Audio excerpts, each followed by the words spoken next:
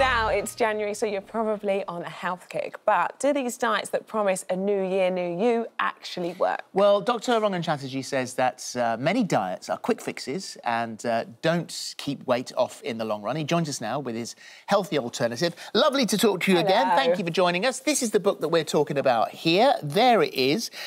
You say it's not a diet book. It's going to look at what, why and how we eat and to build a better, healthier relationship with food. Yeah, absolutely, Phil. Great to see you guys again, albeit over Skype. Listen, the reason most diets don't work is that they put you on a regime of deprivation and restriction and also punishment. And that can work in January, sure, in the short term, but very rarely works beyond January, which is my goal as a doctor, to help you make sustainable change. But the second reason they don't tend to work is that they really just look at your diet. They look at what you eat. And for many of us, actually, we need to be looking at why we eat in the first place. Much of the time, especially these days, we're eating, Phil, to fill a hole in our hearts, not to fill a hole in our stomachs. When we're lonely, we eat. When we're bored, we eat. When we're stressed, we eat. And we saw this in 2020, didn't we? So many people complaining of weight gain. But the science shows us that 50% of us eat more in response to stress. So if you're eating because of stress, do you need a new diet in January? Or do you actually need better help with your stress levels? And in the book, there's all kinds of tips to help people manage their stress better. I mean, sometimes actually you need a hug instead of that pack of biscuits. Or actually, you could do with actually doing a 10-minute yoga sequence on YouTube.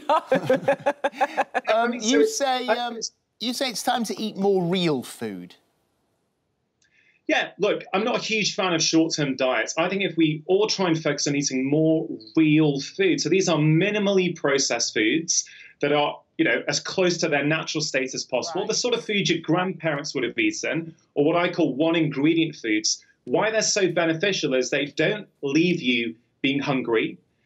Your body will automatically try and manage your weight for you, and you'll be less tempted to snack on what I call in the book blissy foods.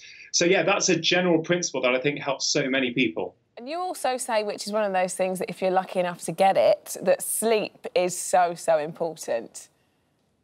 Sleep could well be the most important thing for many people watching right now who are trying to improve their health and lose weight. A lot of people don't realise that if you sleep 5.5 hours a night compared to 8 hours a night, on average, you will eat 22% more calories the following day.